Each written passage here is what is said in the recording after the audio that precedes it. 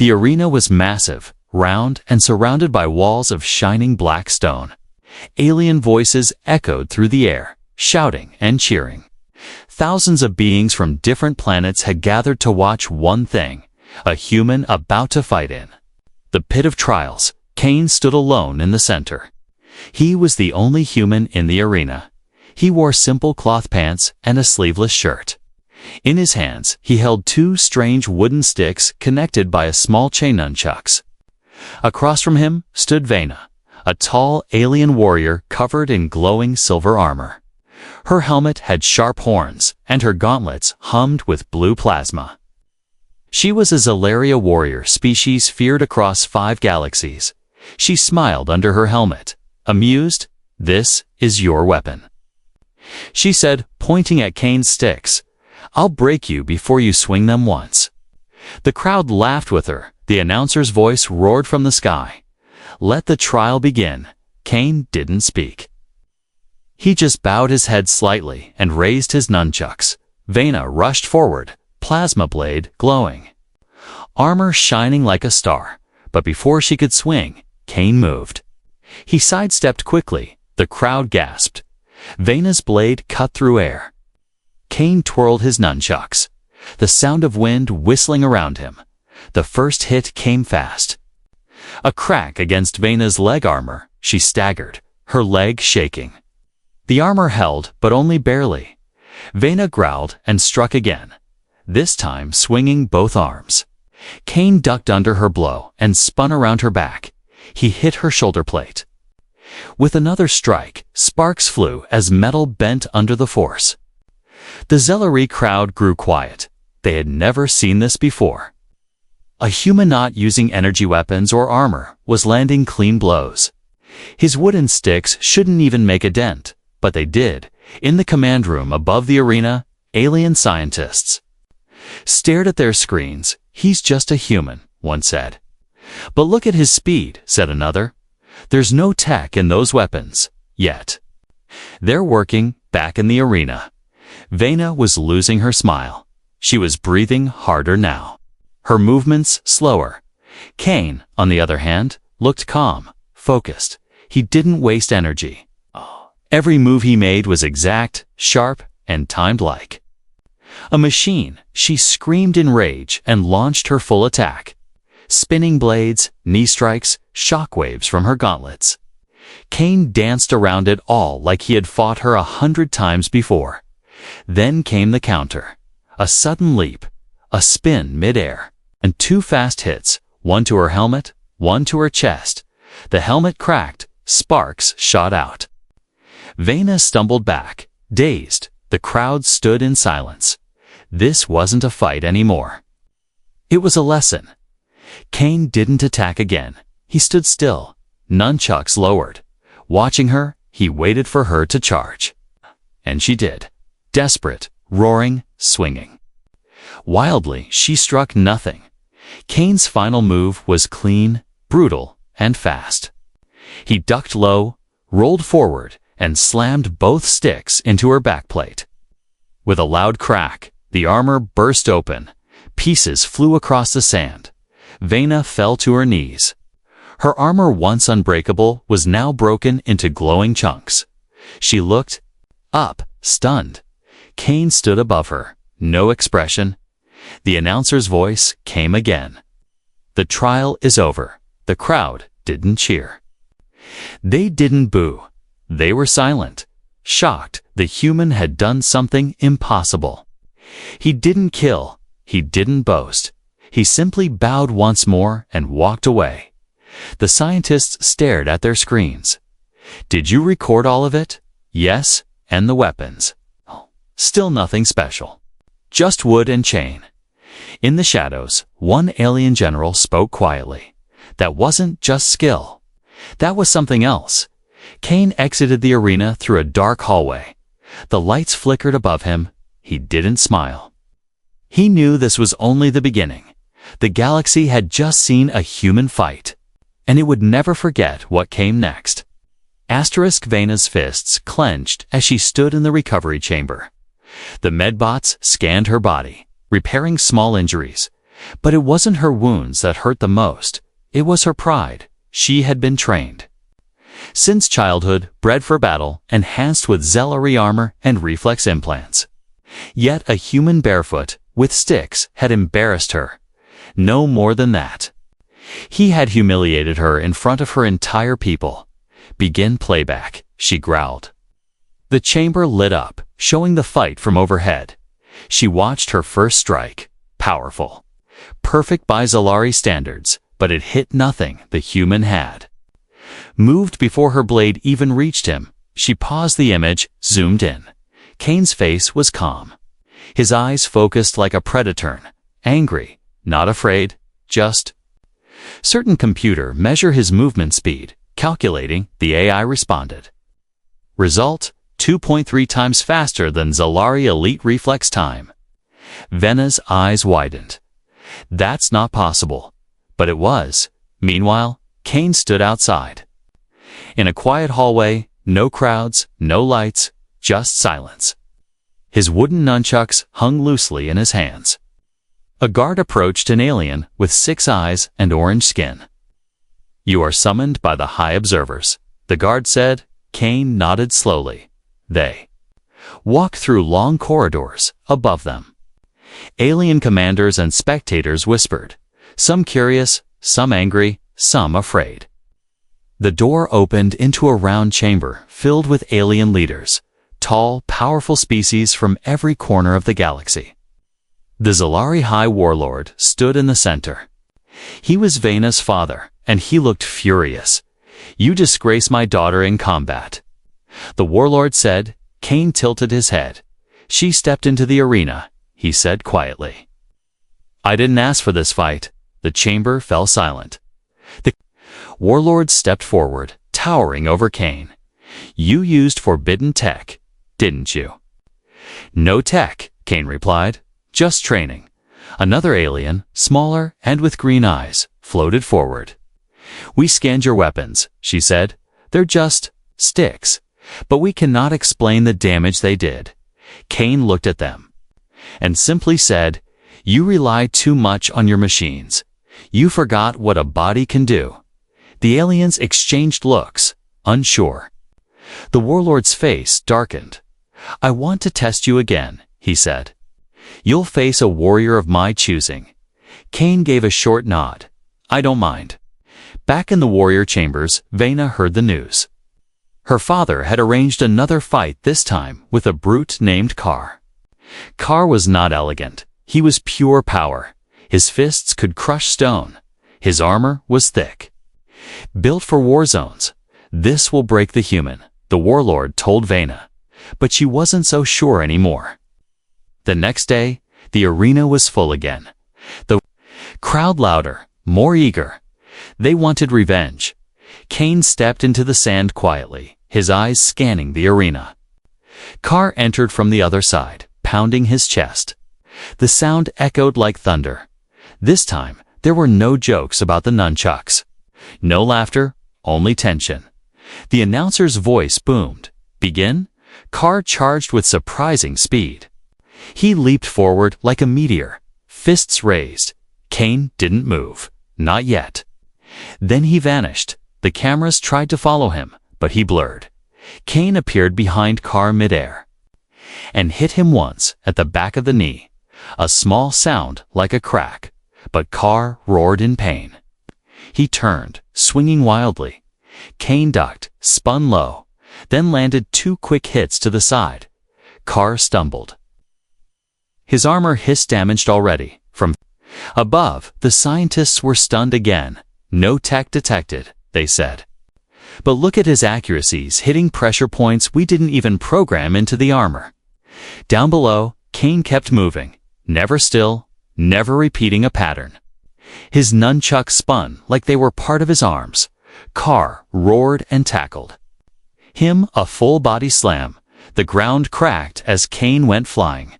Everyone leaned in. Finally, he had been hit. But Kane rolled up from the ground like a cat, bruised, not broken. He breathed slowly, focused, and then he smiled. Just a little. That was the first time anyone in the arena saw him show emotion. The moment Carr ran again, Kane didn't dodge, he stepped in. And with one clean strike to the chest, the armor shattered like glass. Carr flew backward, landed hard, and didn't get up. The arena exploded with silence. Again, silence. No cheers, only disbelief. Kane lowered his weapons. He looked up toward the glass walls where the high observers watched, and then he walked away. The whispers began again. Who was he? What kind of human could do this? And why now? The lab room was cold, filled with blinking lights and humming machines. At the center of it, Kane's nunchucks sat on a glowing scan table. 4 alien scientists circled them like they were ancient artifacts. They had run over 30 test X-rays. Scans, material analysis, radiation checks, even psionic field sweeps. But the results remained the same. It's just wood, said the blue-scaled researcher with a sigh. A simple iron chain. Hand-welded, nothing advanced. The head scientist, a tall insectoid named Grak, clicked his mandibles. No power cells, no hidden tech. No energy emission, he said. And yet this weapon broke reinforced armor. Another assistant pointed at the screen. Look at the force readout his. Strike was no stronger than a standard punch, then how? The others whispered. Down in the warrior recovery wing, Carr lay on a reinforced bed. His chest armor had been peeled away like a tin can. His ribs were bruised, but not broken. His pride, however, was shattered. I don't understand, he muttered again and again. I hit him. I crushed him, and still he moved like wind. In the viewing chamber, the Zalari warlord paced in silence. His advisors stood still, nervous. I asked for his background. The warlord said coldly. Where did this human train?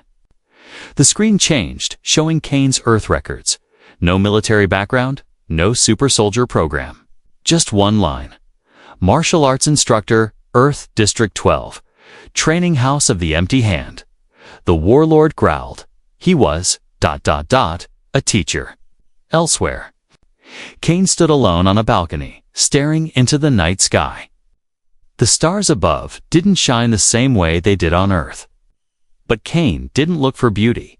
He was remembering. He thought of Master Ren, the old man who had taught him in silence, who made him fight blindfolded, barefoot, with only the sound of breath to guide him. Balance isn't in the weapon, Ren had said once. It's in the hands that hold it. Kane gripped his nunchucks and whispered, they still don't understand. The next day, he was summoned again.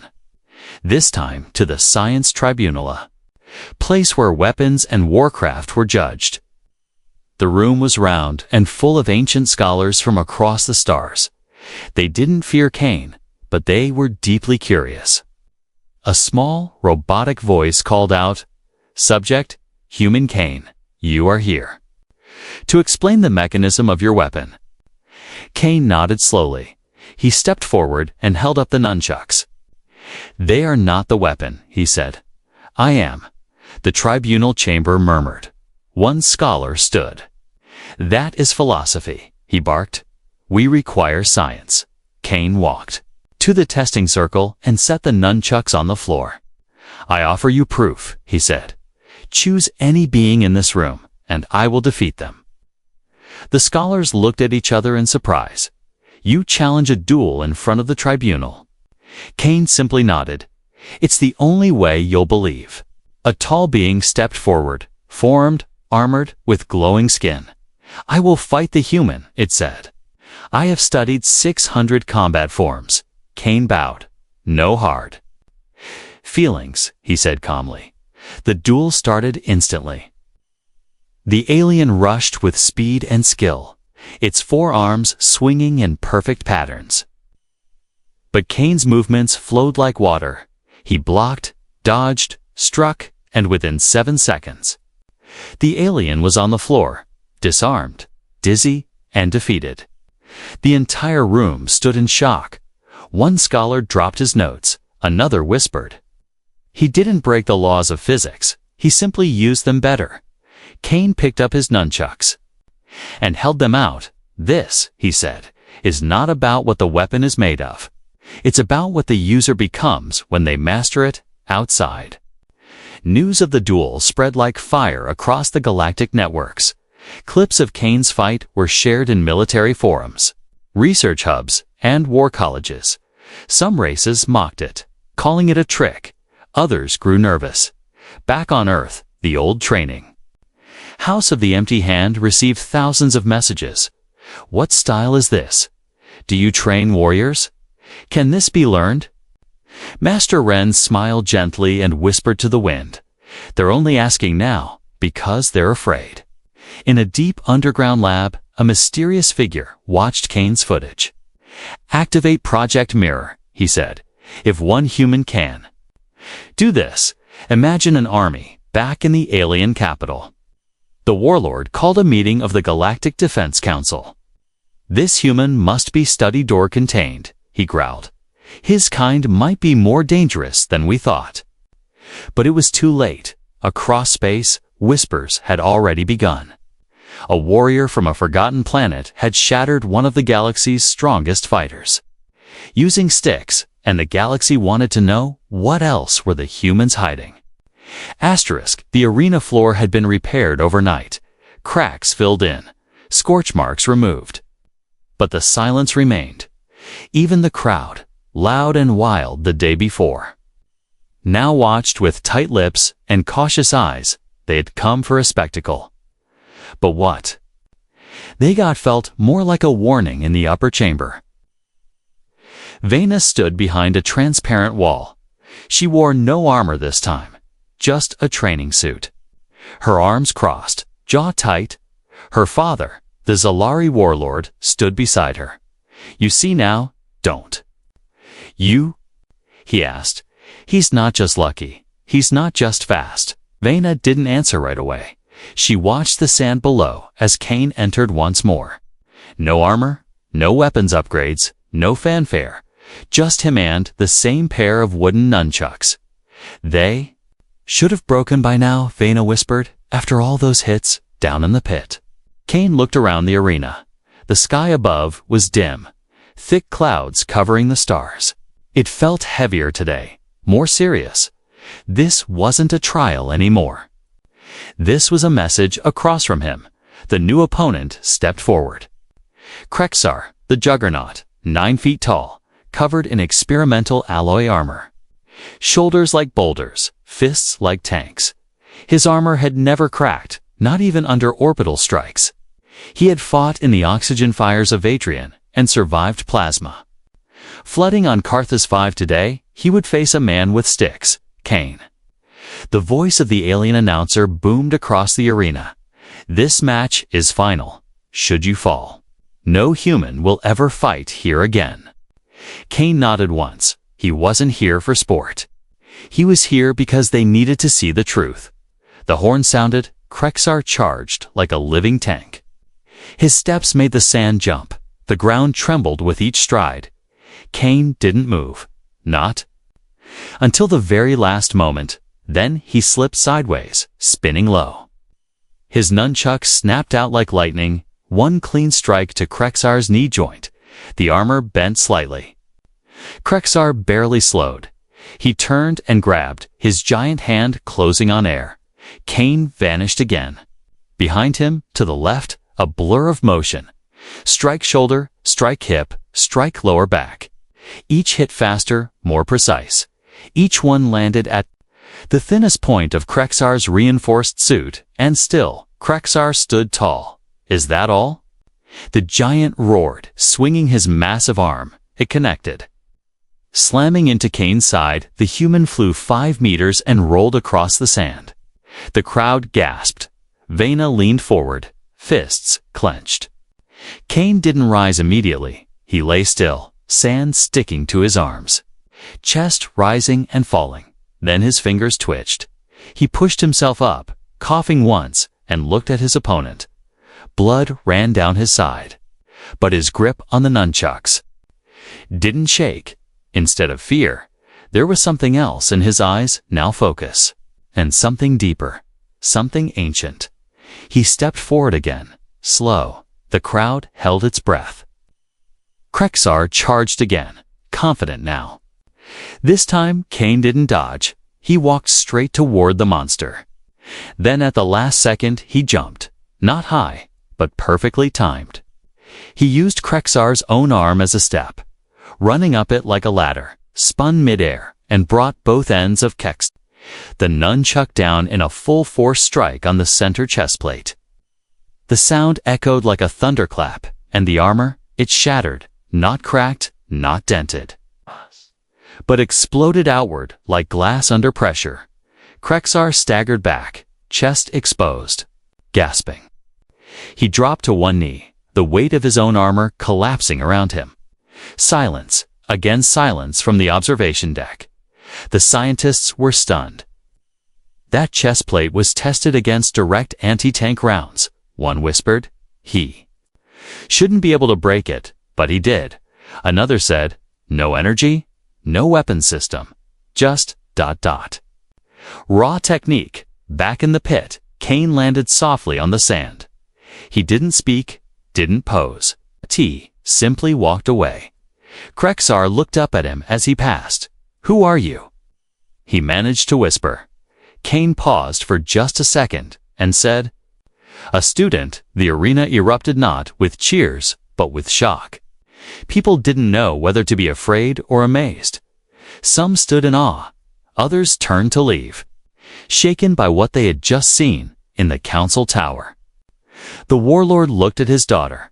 Vena said nothing, but her eyes said everything. The era of technological superiority was ending, and something older was returning, a kind of power no machine could copy. No scanner could explain, a human power. The council chamber of Zellery Prime had never been so silent. 13 high elders sat around a glowing table, each one a war hero, commander, or royal descendant. All had fought and ruled across star systems, and yet not one of them had an answer to the same question. How did a human defeat the juggernaut with wooden sticks? The holoscreen in front of them replayed the moment again, Cain's final strike. The way the armor exploded, Krexar falling, and the human walking away without saying a word. An elder with glowing red eyes growled. That armor withstood railguns. His strike shouldn't have even made a dent. Another elder older, with a voice like dust, muttered no human should be able to move like that, not without enhancements. Venus stood beside them, silent arms behind her. Back, she had reviewed the footage over 100 times. She had seen his eyes, his balance, the timing of his strikes. There is no trick, she said finally. He's just ... Trained beyond anything we understand. Some elders scoffed. Trained. One spat. He comes from a planet of farmers and talkers. No advanced genetics, no secret tech, nothing.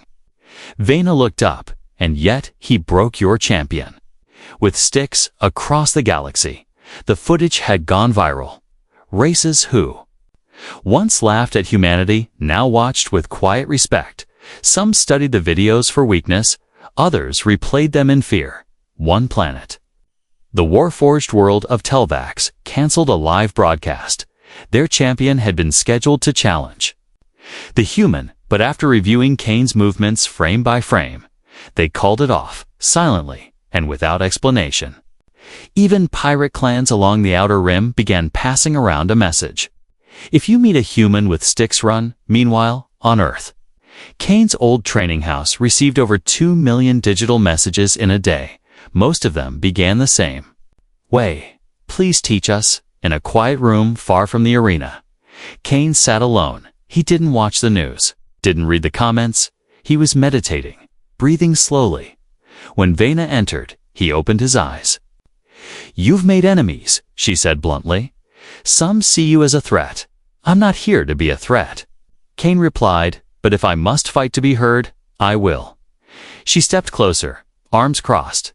Tell me something, she said. Why nunchucks? Why not blades or energy whips? Cain smiled gently. Because they look weak. he answered. People underestimate them. Hey, they don't understand the flow, the rhythm. And by the time they do, it's already too late. Vena stared at him. She thought of her own weapons, her armor, the years of training, and none of it had prepared her for him. Your kind, she said, might be more dangerous than anyone ever thought. Later that night, the Zalari High Warlord met with his private command. He wore ceremonial armor, ancient and battle-scarred. I want everything we know about this Kane, he said. Past his bloodline, even the food he eats. If one human can fight like this, others may be hiding similar power. An advisor hesitated before speaking. There's a rumor, he said softly. Some say Kane's abilities come from something ancient. What kind of ancient? The warlord asked. The advisor swallowed. There are whispers about a forgotten human war clan before Earth joined the galaxy. They trained not with machines, but with body, mind, and spirit. Ghost stories, the warlord growled. But the seed of doubt had been planted. At that same moment, deep inside a restricted lab, scientists ran scans of Kane's body. They found no implants, no cybernetics, no modifications. But something was different. His nervous system reacted faster than anything they'd ever recorded. His muscle control was exact beyond military standard. And then there was his heartbeat. It beat slow, steady, like a metronome in perfect rhythm. But sometimes, it would spike in battle, not from fear but from what they described as a state of flow. Like he enters another reality when he fights. One scientist whispered, he's not thinking. He's not calculating. He's just ... Becoming. That night, a strange message appeared on the galactic net. No signature, no sender. Just a sentence, glowing white on black. The weapon was not the wood, it was the will behind it. Many believed it came from Kane. Others thought it was a warning. In training chambers across alien empires, warriors began testing nunchucks for the first time. Most failed to control them. Many injured themselves. Some laughed, some wept. But the story of the humans spread like wildfire he had stepped into the most brutal arena in the galaxy, and walked out, not just alive, but unbeaten. They called it impossible. They said it couldn't happen, and yet it did. The balance of power was shifting, not because of fleets or plasma guns, but because of one man and two sticks. Kane sat quietly in the observation pod. Wires ran from his arms and chest, glowing softly with green light. Alien scientists monitored his vitals in silence. No one spoke a word. Not because of fear, but because they didn't know what they were looking at. His heart rate was steady. His body showed no signs of enhancement, no implants, no genetic splicing, no chemical boosters. And yet every time they tested him, he broke the charts when asked to lift. He lifted twice the safe limit. When timed for reaction, he moved faster than most machines. When placed in mental trials, his mind stayed calm. Still, clear, focused.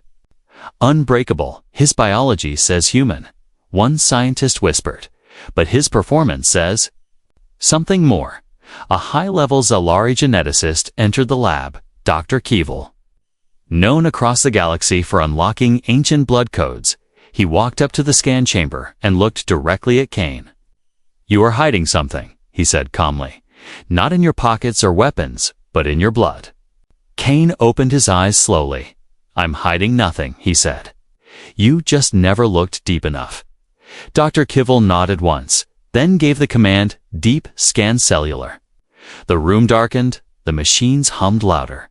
Kane didn't flinch. A soft blue field wrapped around him, and every cell in his body lit up on the monitors. At first, everything looked normal. But then something strange appeared, a dormant pattern, deep in his DNA. Ancient, unactivated, until now. What is that? Someone gasped. Dr. Keevil's eyes narrowed. I've seen this once before, he whispered. In pre-contact human data logs, buried records from before Earth joined the galactic fold. "Explain," said a council aide, stepping forward. Kivel spoke slowly.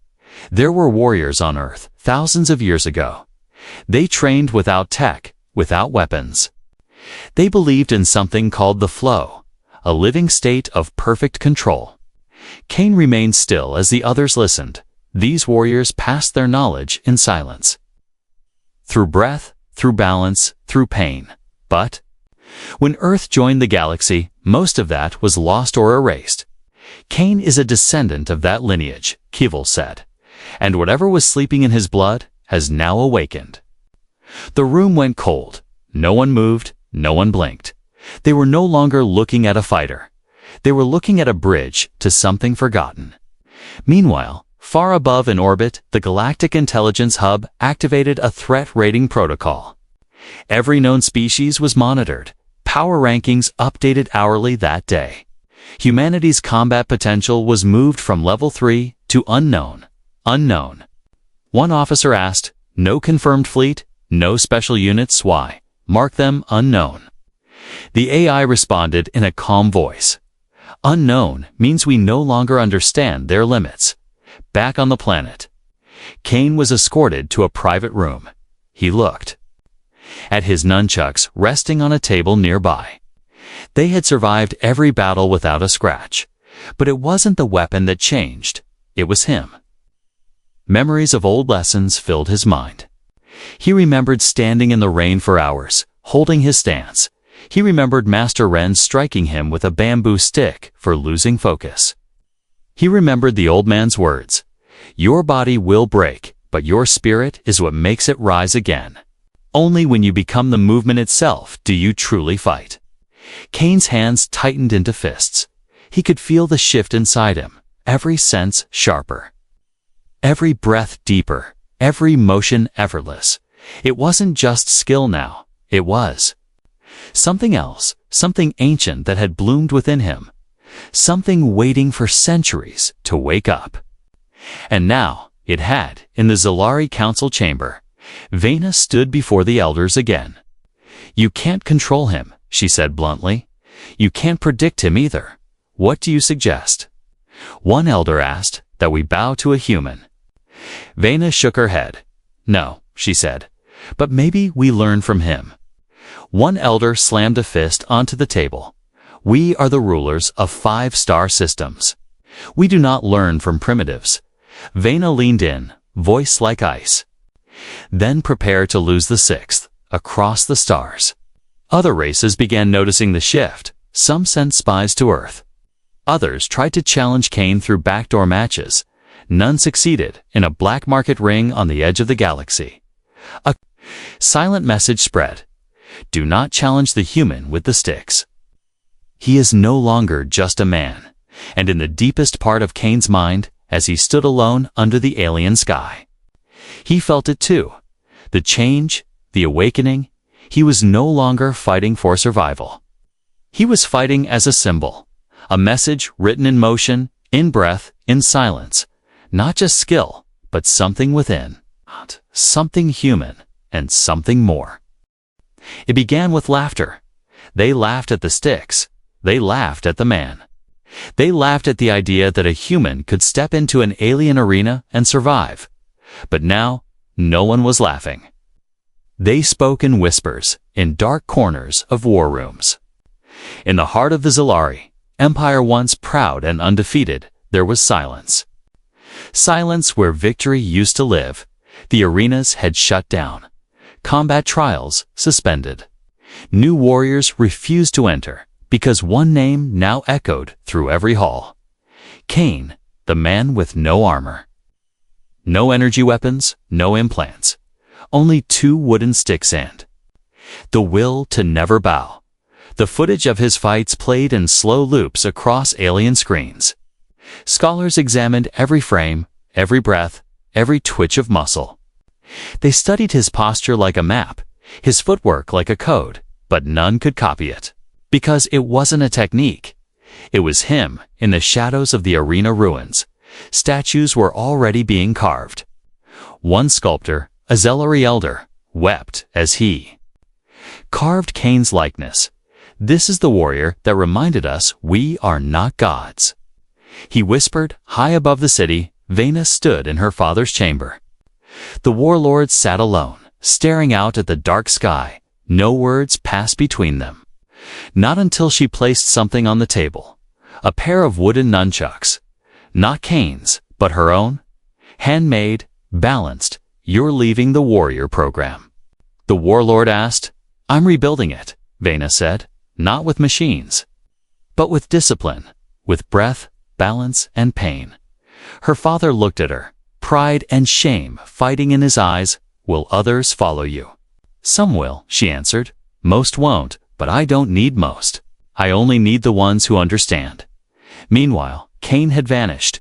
He refused medals, interviews, and positions. He left the city in silence. No ship, no guards. No destination, just him and the stars. Rumors said he returned to Earth. Others believed he walked alone through uncharted worlds. Some even believed he was training a student, one child, chosen quietly to carry the fire forward on the outer rim of the galaxy. A group of soldiers discovered a strange symbol carved into stone. It wasn't a flag, not a crest, just a pair of nunchucks. The word, remember. The Galactic Council eventually reclassified humans from emerging species to combat priority. But they didn't send ships. They didn't dare. Because now, humans weren't seen as weak. They were seen as unpredictable. Capable of turning the impossible into reality, with nothing but will, in secret training halls. Alien warriors now practiced balance. Instead of brawling, they studied movement. Before mechanics, breath before blast. Many failed. Some laughed, but the smart ones remembered. They remembered how Kane had broken their greatest armor with a stick, how he had turned mockery into silence, and silence into fear, back on Earth. The old training house of the empty hand was surrounded by flowers, messages, and strangers waiting. Quietly, Master Ren, now old and frail, sat in a wooden chair at the entrance. When a student asked about Kane, he only smiled. Kane was never my best fighter, he said, but he was my best listener. What did you teach him? The student asked. Ren looked at the mountains in the distance. I taught him how to lose, he said, so one day he'd know how to win. Far across the stars, an empire that once mocked a man with sticks now built a monument in his honor. Not to worship him, but to remember what he taught them. That strength wasn't found in machines. That power didn't come from metal. That real victory came from the one who stands back up when everyone says they shouldn't. Kane became more than a warrior. He became a legend, a symbol, a whisper passed from teacher to student. From soldier to general, he didn't speak much. He didn't brag. He didn't need to. Because one moment, one strike, one shattered armor had already said everything. And so, the galaxy changed, not through war, not through invasion, but through a lesson written in motion and remembered in silence. From mockery to legend, from dust to myth, the human didn't just win. He reminded the stars that willpower, when awakened, can shatter empires.